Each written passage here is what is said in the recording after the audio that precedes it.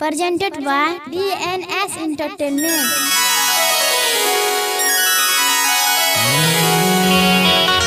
देखिए भैया, हम गायक बंशीधर चौधरी और हमारे छोटे भाई गौरव ठाकुर जी आज हम दोनों भाई मिलकर एगो बहुत शानदार जीजा जी और साली के गीत DNS एंटरटेनमेंट के माध्यम से आप सबके बीच लेके आइल बानी।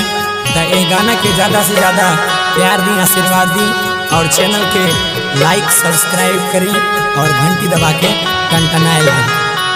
Present by Neeraj Divansh Lataona.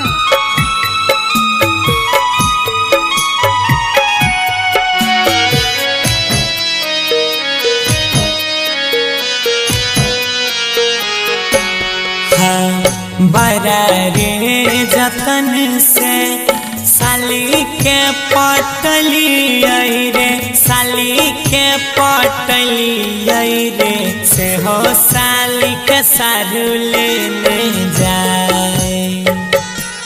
हाँ हाँ से हो साली के सारू लेने जाए। अरे भैया बड़ा रे जतनमा से साली जी के पटली आई रे, साली जी के पटली आई रे से हो साली के सारू लेने जाए। से हो साली के सारू लेने जाए। हमारे जानू के सारू लेने जाए।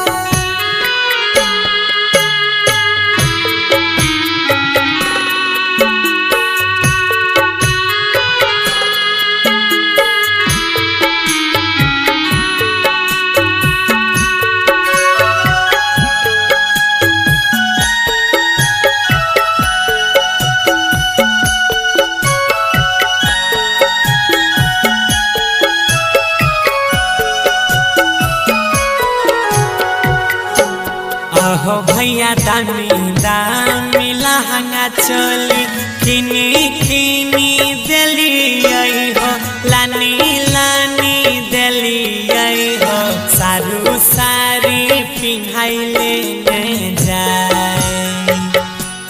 हाँ सारू सारी पिन्हाई लेने जाए। आहो भैया दामी दामी लहंगा चोली किनी किनी दिली आई हो, किनी किनी दिली आई हो सारी पिन्हाई सारू लेने जाए।